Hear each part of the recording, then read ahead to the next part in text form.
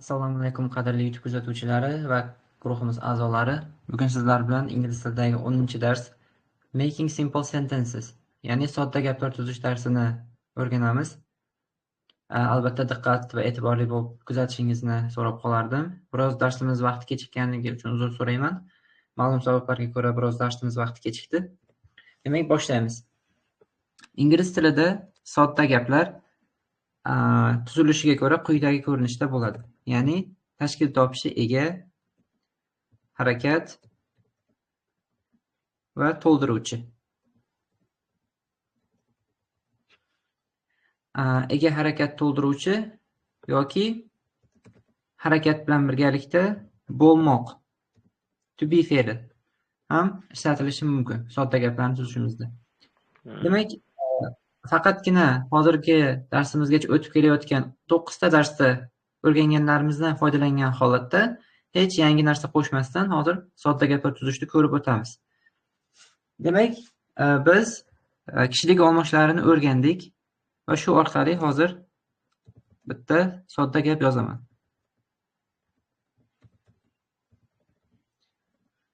It is a white door. Buni tarjimasi qanday bo'ladi? Qani, qaysi kuzatuvchimiz javob beradi? Barchasi o'tib kelayotgan mavzumizdan hech yangilik yo'q.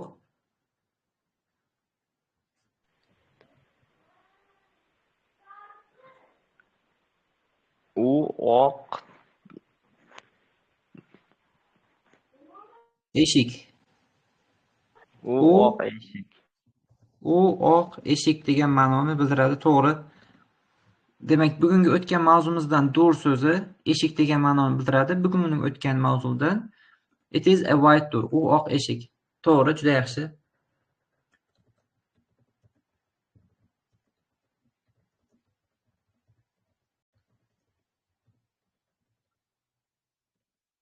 Xo'p, mana bu gapimizni ham tarjima qilishga harakat qilamiz. O'zbek tiliga qani kim harakat ko'radi tarjima qilishga?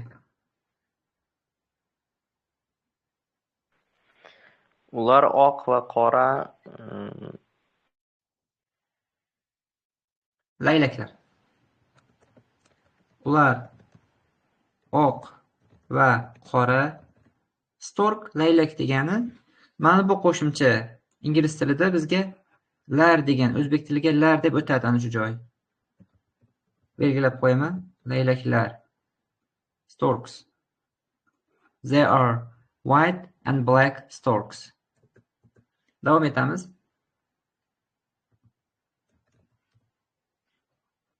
Okay.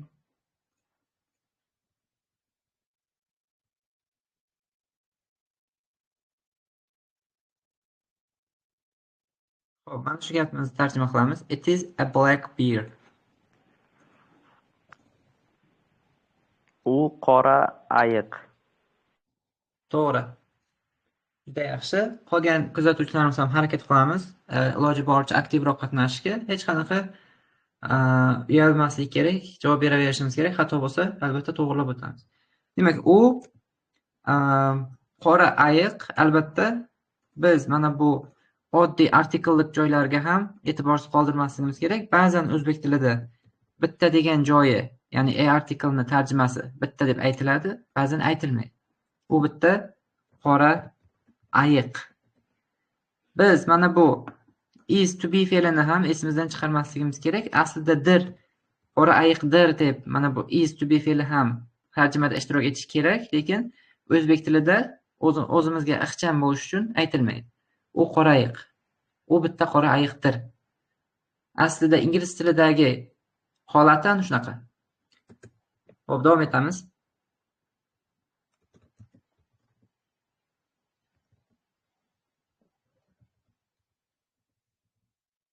Xo'p, mana shu gapni kim tarjima qilib beradi? Boshqa kuzatuvchilar ham albatta bemalol tarjima qilib qatnashaverishingiz mumkin darslarga. Hech qanday nima bo'lmaydi. Qani? Men ustoz. To'g'ri.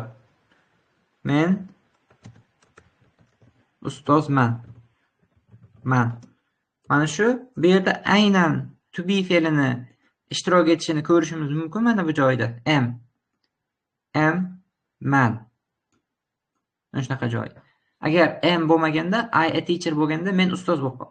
I am a teacher bo'lsa men ustozman. Ana shu joyi. Demak, bunda ko'rinadi aniq. Xo'p, demak, ingliz tilidan o'zbek tiliga tarjima qila olyapmiz. Bu yaxshi. Endi o'zbek tilidan ingliz tiliga tarjimani o'tkazishimiz kerak. Hozir shu ustida ishlaymiz.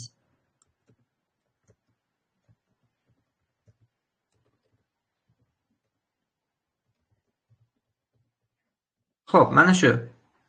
U bitta oq mushuk. It is a white cat. It is a white cat. To'g'ri.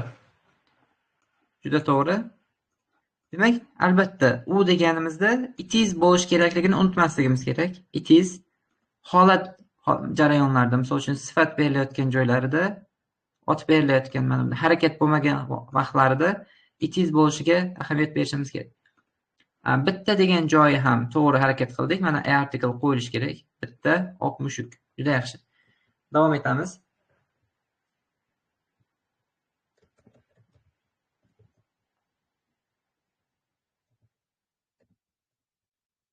Mana shu ikkita so'zdan iborat gapimizni ham ingliz tiliga o'girishga harakat qilishimiz kerak. Qani?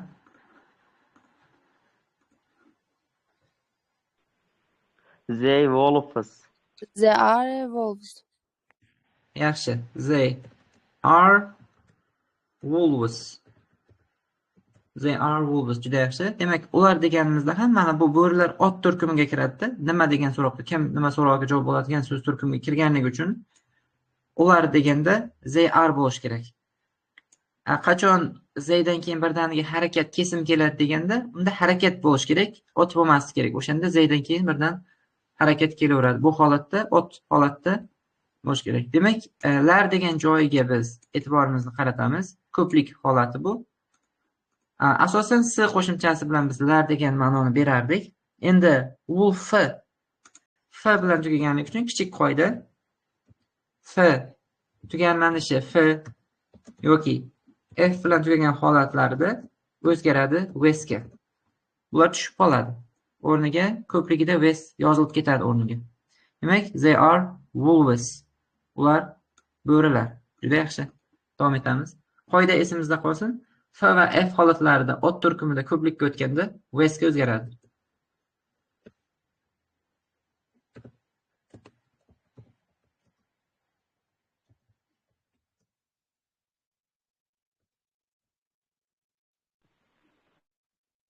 Yaxshi, biroz qiyinroq gaplarimizga, sodda gaplarimizni qiyinroq ko'rinishiga o'tamiz. Qani, kim tarjima qila oladi? U bitta sariq asalari.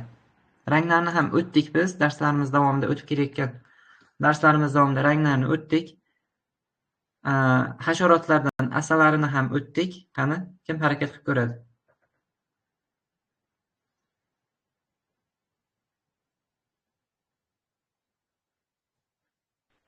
It is a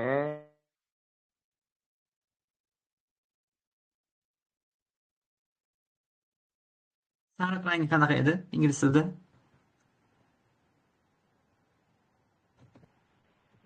yellow. Asalari?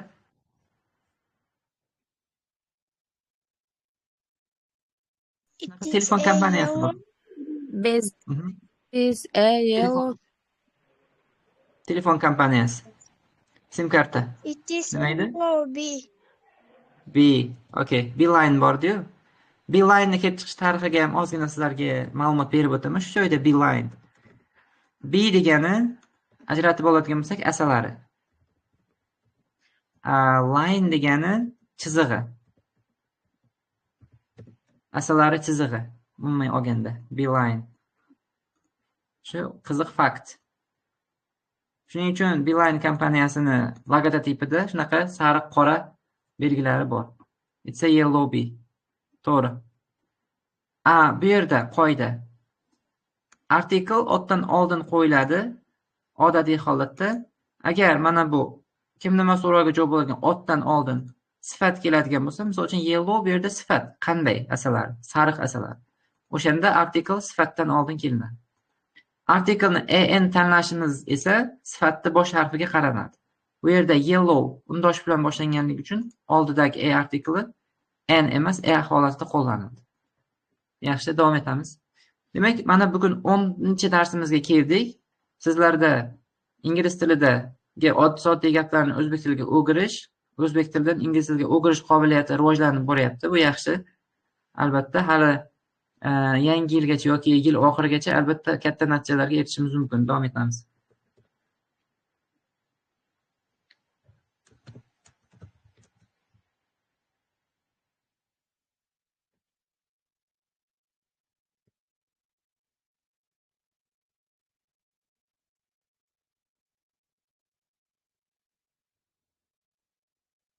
Xo'p, mana shu gapimizda.